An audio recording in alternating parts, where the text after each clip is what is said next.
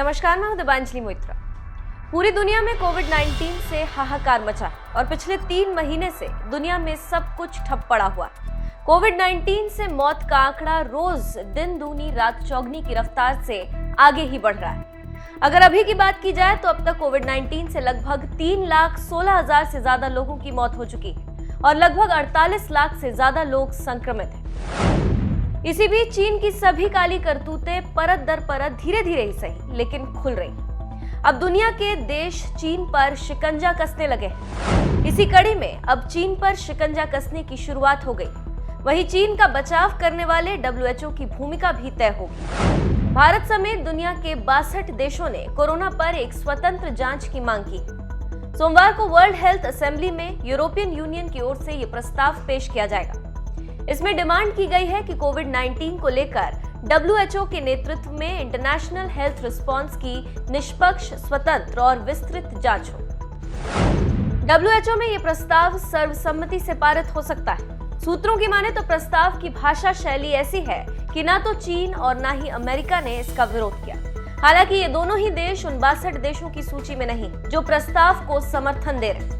प्रस्ताव में WHO महासचिव से इंटरनेशनल एजेंसीज के साथ मिलकर वायरस के सोर्स का पता लगाने और वो इंसानों में कैसे फैला इसका पता लगाने की भी मांग रखी गई।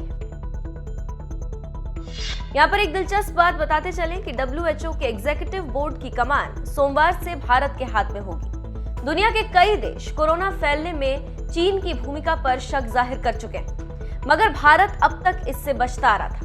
हालांकि पीएम नरेंद्र मोदी ने WHO में रिफॉर्म की बात कही थी। अमेरिकी राष्ट्रपति डोनाल्ड ट्रंप WHO को चीन की कठपुतली तक कह चुके हैं। EU के प्रस्ताव में चीन या वुहान का नाम नहीं है। इसे चीन के दोस्त रूस का भी समर्थन मिला है। EU और ऑस्ट्रेलिया के अलावा प्रस्ताव का समर्थन करने वालों में Japan, New Zealand, Brazil, south Korea, United kingdom जैसे देश शामिल हैं। यहाँ पर एक जानकारी देते चलें कि भारत का EU के इस प्रस्ताव को समर्थन देना पूरी तरह जायज है। कोविड-19 भारत और चीन के बीच का कोई द्विपक्षीय मसला नहीं है। ये चीन और इंटरनेशनल कम्युनिटी के बीच की बात है। पूरी दुनिया को भविष्य में ऐसी महामारी से अपना बचाव करने का अधिकार है। दुनिया को यह हक है कि वो जाने कि ऐसा खतरनाक वायरस कैसे अस्तित्व में आया और फिर इंसानों में कैसे फैला। वहीं WHO और चीन को लेकर कई देश अपनी नाराजगी जाहिर कर चुके हैं। चीन अब तक इससे इनकार ही करता आया है कि कोविड-19 महामारी फैलने में उसका कोई हाथ है। तो आप समझ सकते हैं कि अब चीन के गले में भारत समेत दुनिया का फंदा पड़ चुका है और वो कसता जा रहा है और इस फंदे से चीन का निकलना मुश्किल ही नहीं, नामुमकिन सा दिख रहा है। देखते हैं कि इसका रिजल्ट क्या आता है।